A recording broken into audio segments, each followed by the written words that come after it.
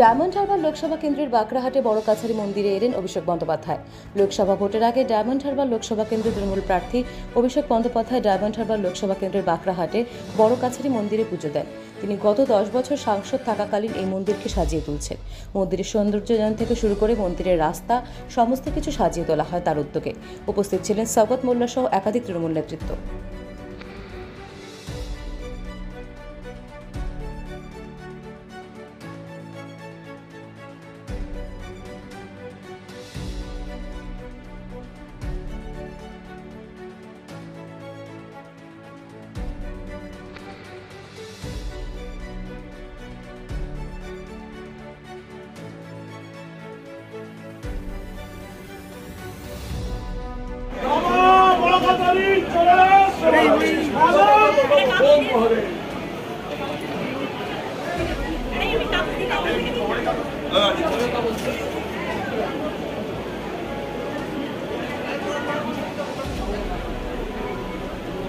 জয় বাবা বড় কাছারি, জয় জয়